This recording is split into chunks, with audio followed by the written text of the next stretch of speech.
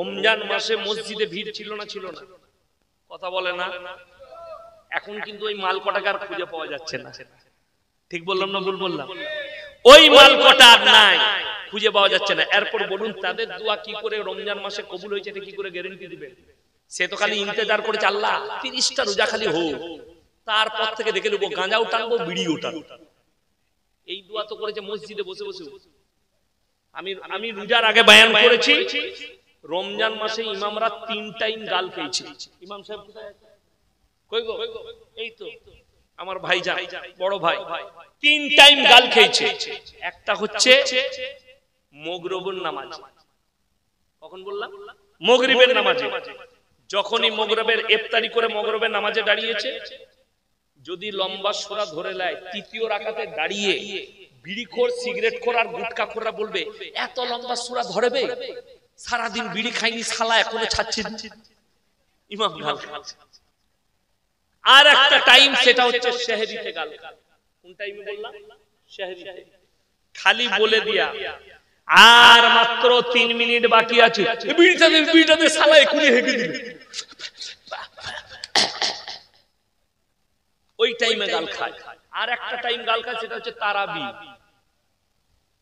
একটু আস্তে পড়ে দিবি, স্পিড নাই যাবে ইমামে, হাই স্পিড চালাতে হবে, ধর আর ঠুকে ছেড়ে বলে মাল কোথায় গিয়ে লাগছে কিয়ামতের দিনে দেখা যাবে। আমার মুসলমান ভাই, আপনি বলছেন দ্বীনি ইলম হাসিল করব, ইসলামের শর্ত হচ্ছে হালাল। আপনি যদি সকাল বেলায় উঠে গোয়ালতর যান, সকাল বেলায় উঠে যদি গড়বেতা যান, সকাল বেলায় উঠে যদি মেদিনীপুর টাউনে যান, আর কোন অপরিচিত হোটেলে খেতে যান, আপনাকে জিজ্ঞেস করতে হবে না? হবে না মুরগিটা জবাই না কাটা? কথা বলে জিজ্ঞেস করতে হবে মুরগিটা জবাই না কাটা। কেন? মুসলমানের জন্য শর্ত হচ্ছে হালাল খাবার। আর জবাইটা হালাল না হালাল না? হালাল।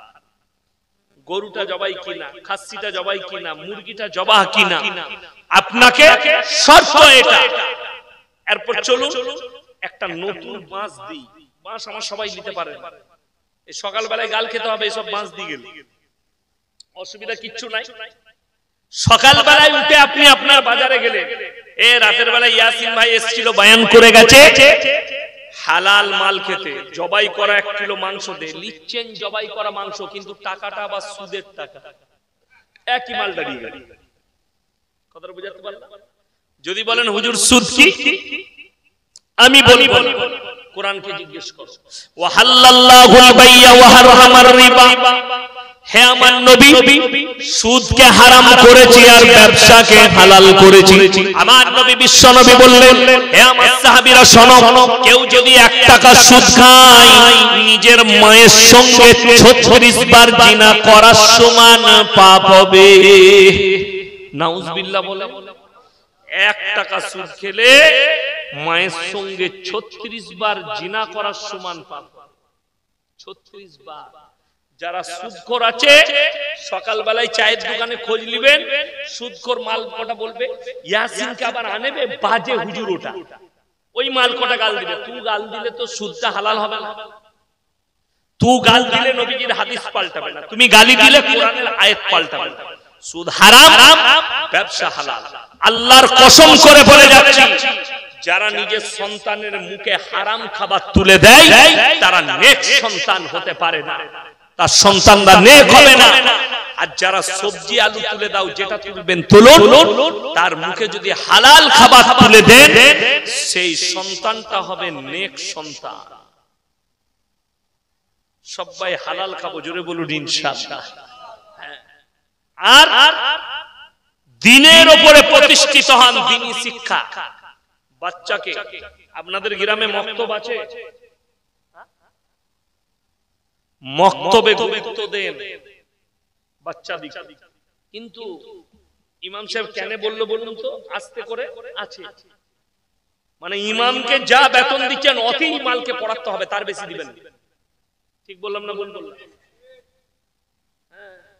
স্কুলে টিউশন মাস্টার ইংরেজি পড়াবে 200 টাকা মাসে, 500 টাকা। আবার আরেকজন পড়াবে, অঙ্ক পড়াবে, তার 500 টাকা।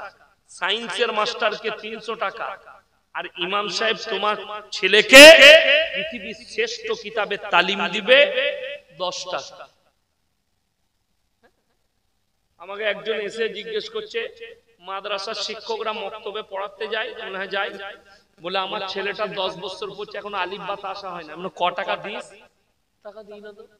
আমরা ওর যদি বিয়ে হয়ে বুড়ি যায় তাও হবে না বে, ও তো রোজ আইবে আর বলবো আলিফ বা তা আসা যাবে, ঘর যা আলিফ বা তা আসা যা, চলবে রোজ ওইটাই চলছে।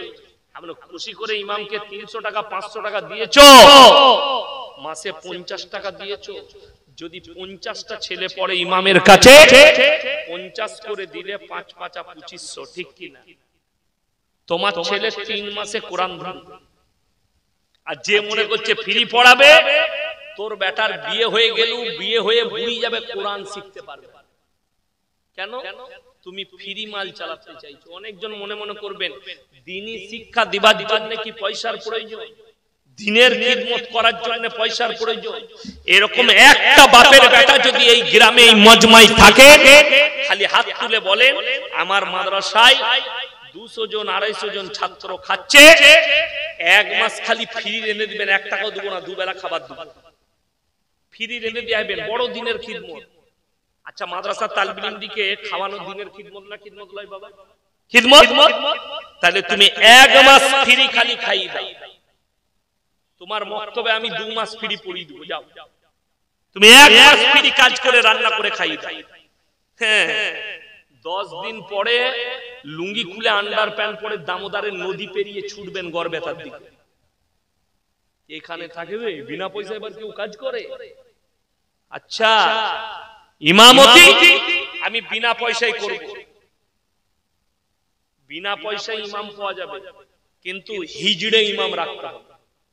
ছেলে ছেলের কোনো সিস্টেম নাই, হিজড়ে খালি পেটে ভাতে খাওয়াবেন, আপনার মসজিদে নামাজ পড়াবে, কোনো ব্যাপার নাই। হিজড়ে হিজড়ে ইমামের পেছনে নামাজ হবে কিনা মুফতির কাছে ফতোয়া দিন। বড় কষ্ট লাগে। ভাষা বলাটা অনেক সহজ, আমল করাটা বড় কঠিন। আমার মুসলমান ভাই, প্রত্যেক ভাই হাত তুলে বলুন আমরা দ্বীনি ইলম হাসিল করব, সকলে জোরে বলুন ইনশাআল্লাহ। যারা কোরআন জানেন না তাদেরকে অনুরোধ করে বলে যাচ্ছে কোরআনটা শিখেলে। আজকে আমাকে একজন ফোন করেছিল, কোন ইমাম সাহেব হবে, যে হুজুর বাংলা কোরআন শরীফ দেখে দেখে কোরআন শিখা যাবে? আমি বললাম না, শিখা যাবে না। আবার বলে যাচ্ছে, আজকে জলসাই বলে দিলাম, যারা বাংলা উচ্চারণে কোরআন শিখে তাদের উচ্চারণ জীবনে ঠিক হবে না, জীবনে ঠিক হবে না। এটা আমি যে কোনো কারি সাহেবকে আর মৌলবীকে চ্যালেঞ্জ দিলাম। যদি কোরআন শিখতে হয় আরবি ভাষাতেই শিখতে হবে, তবে কোরআন শুদ্ধ হবে, তবে কোরআন শুদ্ধ হবে। তাতে 3 মাস লাগ 6 মাস লাগুক,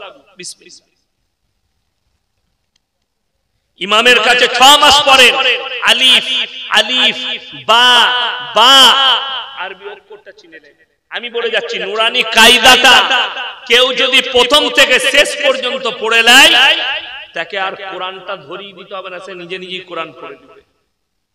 নুরানি কায়দাটা ঠিকমতো পড়ে নেবে। আমাদের তো 95% লোক কোরআন জানে না, ঠিক বললাম না ভুল বললাম? কোরআন জানেন। আপনি বলছেন আমি নামাজি, আপনি বলছেন আমি মুসলমান, আপনি বলছেন আমি দিনদার, কি করে নিজেকে প্রকাশ করছেন? বেঈমান কাফেররা আপনার মাথায় চেপে বসেছে। আপনারা জানেন পৃথিবীর সবথেকে বৃহত্তম দুটো ধর্ম, 1 নম্বর ধর্ম, সবথেকে বড় ধর্ম হচ্ছে খ্রিস্টান। কোন ধর্ম বললাম? কথা বলে না? খ্রিস্টান। দ্বিতীয় সবথেকে বৃহত্তম ধর্মের নাম হচ্ছে ইসলাম। সবথেকে বেশি পৃথিবীতে খ্রিস্টান ধর্ম অবলম্বী মানুষ আছে, আর দ্বিতীয় নম্বরে আছে মুসলমান। 250 কোটি পৃথিবীতে মুসলমান আছে, গোটা পৃথিবী। তার মধ্যে 48টা খালি ইসলামী রাষ্ট্র আছে যাদের কাছে শাসন ক্ষমতা আছে। আপনি ভাবতে পারেন? আর পৃথিবীতে ইহুদি আছে মাত্র 90 লাখ। কত বললাম? কত বললাম? 90 লাখ। আপনি ভেবে দেখুন, 90 লাখ বেশি না 240 250 কোটি বেশি? 250 কোটিটা বেশি হবে হিসেবে খাতা কলমে। একটা মূর্খ লোক বলবে 250 টাকাটা বেশি। 250 কোটি মুসলমান আর 90 লাখ ইহুদি, তারপরও গাজা ফিলিস্তিনের নিরীহ মানুষ মারা যাচ্ছে, নির্মল ভাবে হত্যা করে যাচ্ছে। আজকে পৃথিবীর মিডিয়ার অবস্থা, গাজায় বিল্ডিং ধ্বংস হয়ে সব মারা গেছে। একটা 10 বছরের মেয়ে, তার অর্ধেকটা ঢুকে আছে স্তূপের মধ্যে, মারা যাচ্ছে, তার অর্ধেকটা বেরিয়ে আছে, তখনও সে মারা যায়। ক্যামেরাম্যান এসে তার ফটো তুলতে যাচ্ছে, সে অনুরোধ করে বলছে, ভাই আমার ফটো তুলো না, এই মৃত্যুর সময় আমার মাথায় হিজাব টান। জোরে বলুন সুবহানাল্লাহ। আমার মাথায় হিজাব নেই, ফটোটা তুলো না।